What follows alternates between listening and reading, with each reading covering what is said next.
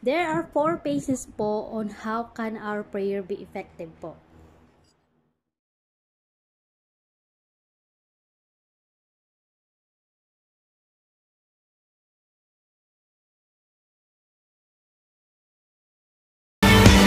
Gabi po sa ating lahat mga kapatid. Actually po dito sa Saudi Arabia is evening na po. And saan man pong lupalop naroon ang ating mga kapatid po, nawa kayo po ay lahat and safe and we have a blessed day po sa ating lahat. And ito na naman po ang inyong abang lingkod, ang Ate Melay, na nawa po na mapagbigyan nyo muli po ako ng konting oras nyo po upang makinig po sa akin. And ang topic po natin ngayon is, how can our prayer be effective po? Samahan nyo po muli ako mga kapatid. So, mag-start po tayo sa step 1. So, bago po ako mag-start mga kapatid, as usual po, alam nyo naman po nagkakaedad. And yan po, as usual, may kodigo po ang Ate Melay. Okay? So, yung pong acronym po ng pray, yung pong pray pala, binigyan ko po siya ng acronym actually. It's like teaching us how can our prayer be effective po. So, yung P po, ang first step po natin is yung P. It means po praise. So, bago po tayo humiling sa Panginoon po ng ating mga kahilingan, ng ating mga wini-wish, hino-hope na matanggap po, we need to praise Him first. It's like, we will pray, we will glorify His name, that like, Lord, you are the most glorious, you are the most powerful. Yung pong ganon. Kasi po, sabi nga po dito sa first step, praying consistently will change your life. In fact, many of the blessings God wants you to enjoy will never be realized unless you pray. So, it's like, sa atin po kasi mga kapatid, hindi po natin kasi mostly nakikita po yung mga blessing po na maliliit. Mostly po nakakapag-focus po kasi tayo sa mga blessing na malalaki. It's like, we pray for something and we didn't realize what we already have.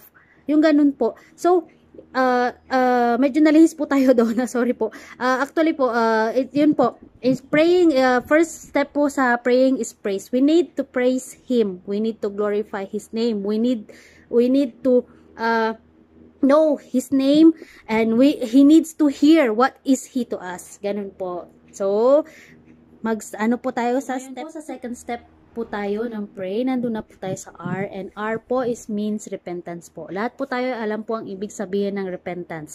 Ibig sabihin po nito sa step 2, by repentance prayer, we mean taking the time before God to search your heart and repent on anything that has come between you and Him. Yes po mga kapatid, the second po is repentance. We should repent po, we should repent our sins. Kumbaga, ihingi po natin ng kapatawaran mga kapatid. Yung pong mga nagawa po natin kasalanan, yung pong mga nagawa po natin, sadyaman po hindi na mga bagay na hindi po kalugod-lugod sa ating Lord. And especially po mga kapatid, we need to surrender po. I-surrender po natin lahat po yung dalahin natin sa puso natin. I-surrender po natin kay Lord lahat. Ibigay po natin sa Kanya. Let's empty our hearts po. Let's empty our hearts and whatever po nang ginawa po natin kasalanan, ihingi po natin ng kapatawaran. Mga kapatid, we have a Lord, a good listener po. Hindi po nagiging bingi-bihingihan ang Panginoon sa bawat kahilingan po natin. Ang Panginoon po natin is nakikinig po. Bawat salita po na lumalabas po sa ating mga labi, at the same time po yung mga hindi po natin masambit, alam po ng Panginoon yan. Lagi ko pong sinasabi na ang Panginoon po ay natingin po sa ating puso. Alam po natin, alam nyo naman po yung pakiramdam na punong-puno ka sa dibdib mo, diba? Yung hindi ka makahinga, na lahat na, because people who have, who is full from their heart cannot appreciate any good things. Even small things, especially yung mga good blessings, small blessings na nabibigay ng Lord, hindi po yan nakaka-appreciate kasi punong-puno po yung dibdib niya. So, kailangan po kung ano man po yung nasa dibdib natin, i-surrender po natin sa Lord, ibigay po natin lahat sa Kanya. Let's empty our hearts po. And then at the same time po mga kapatid, napakasarap at napakagaan po sa pakiramdam na wala kang dalahin sa puso mo. Ganun po. And as the step 2 po in prayer is repentance. Let's repent po ng ating mga kasalanan mga kapatid. Ang Panginoon po natin ay nakikinig. Mayroon po tayong Panginoon na mapagpatawad po. Yan. So, Punta tayo sa step 3 na po tayo. Tapos na po tayo sa P, tsaka sa R. So, nandito na po tayo sa A ng pray. And A means ask. We need to ask. But before we need to ask, the Lord God give us conditions po. Pinakauna, conditions kasi hindi dahil sa kailangan niya pa tayong pahirapan para bago tayo makahingi sa Kanya, hindi po ganun. Itinuturuan lang po tayo ng Lord na kumbaga para po mapahalagahan po natin kung ano man po yung hinihingi natin na ibibigay po niya sa atin. Kasi yung iniisip po ng Lord, imagine this mga kapatid, kung in everything po na hinihingi po natin sa Kanya is immediately, right away, binibigay po niya sa atin yon. Hindi po kasi natin makikita yung kahalagahan po ng bagay na mga hinihingi natin. Kung sa isang ganun lang po is nakukuha na po natin yung gusto natin. Gusto din po ng Panginoon na makita po, kumbaga ma-realize po natin na yung hinihingi po natin is worth it. 'Di ba? Madalas po na na sa atin po kung ano po yung mga pinaghirapan natin, yung po yung mga madalas po na binibigyan po natin ng importansya.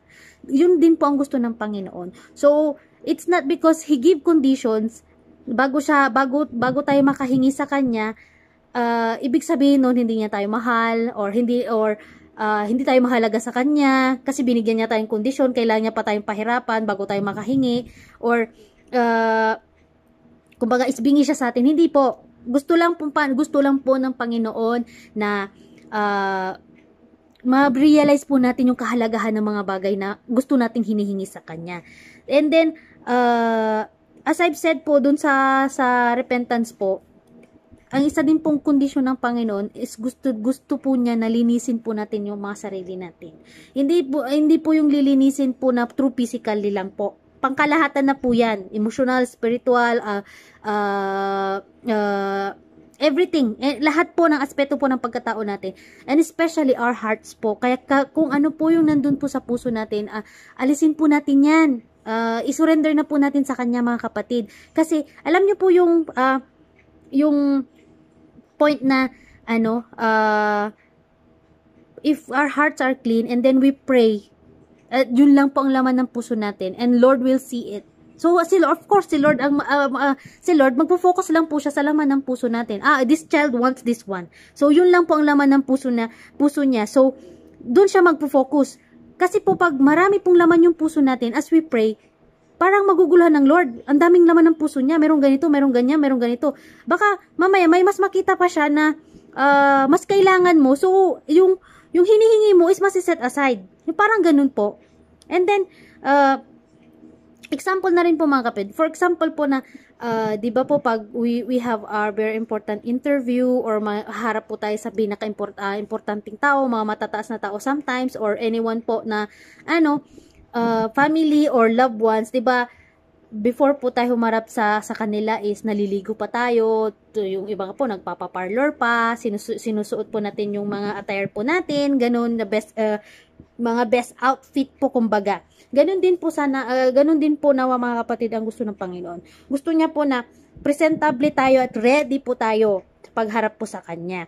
And then sabi nga po din niya na isa is sa John 14, chapter 14, verse 3, and whatever you ask in my name that I will do, that the Father may be glorified in the Son. If you ask anything in my name, I will do it. Sa 2 John chapter 15 to verse 7 po, he says, your request must be consistent and in harmony with His word. If you abide in me and my words abide in you, you will ask whatever you desire and it shall be given for you. Yan. And then finally, Jesus sets condition that your requests bring you joy. So, and in that day, you will ask me nothing. Most assuredly, I say to you, whatever you ask the Father in my name, He will give. Until now, you have asked nothing in my name, ask and you will receive it, that your joy will be full.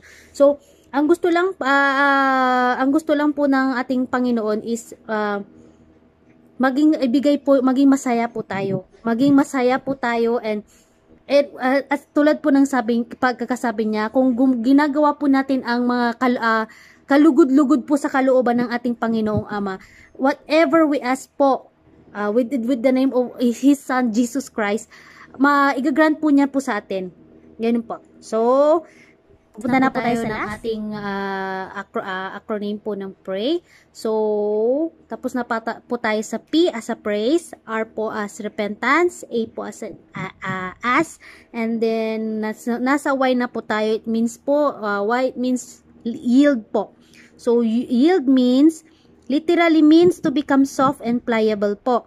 So, yielding is when you stop talking and you wait, listen, and seek to hear from God. Yield po, dito na po yung moment po na mag-aantay po tayo. Dito na po yung moment na kailangan po nating habaan po yung pasensya po natin. Dito na po yung moment na as we wait po, we just keep on praying and praying and praying para po maipakita po natin sa Panginoon po na we really want this what we pray. We want to receive what we are praying po. It's like para po maipakita po natin sa Lord na na deserve po natin yung hinihingi po natin. Ito po ang madalas po kasi pinakamahirap gawin po, yung mag-antay. Yung mag-antay po kung kailan ibibigay. Yes, kahit po ako, aminado po ako diyan. Kahirap po ang magantay. Pero sabi nga po ng Panginoon na lahat po ng ating hinihingi sa Kanya, ibibigay po niya sa atin. We just need to wait. We just need to keep the fire burning. Keep the fire burning on praying for Him po. And it's like, kailangan po nating habaan po yung pasensya natin. And habang po naghihintay, ipakita po natin sa Lord na we deserve, we are sincere, na yung pong hinihingi po natin is gustong-gusto po nating makuha, kumbaga. So, we should desire for our Lord to speak to us also. So, yun din po, in yield po, this is also the moment po na i-desire po natin na kausapin po tayo ng ating Panginoon. It's like, kumbaga is mag-feedback po siya. In every prayer po sa dulo, pwede naman po natin siya, example po, pwede natin i-ask na, Lord, what you want to say to me? Lord, what you want to change to me? Or, Lord, please talk to me. And then we should, it's like we could stop for a little bit moment, and it's like, let us give Him space po, or a moment po para makasagot po sa atin. You know, if you are really sincerely and wholeheartedly praying po, it's like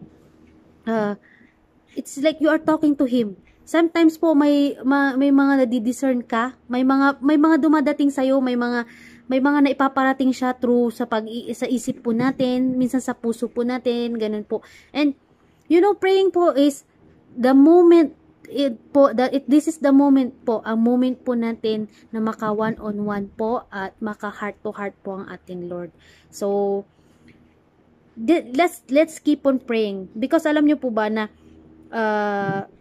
wag po nating i-underestimate po ang power po ng praying. Madami pong nagagawang miracles and praying. We doesn't know, baka itong,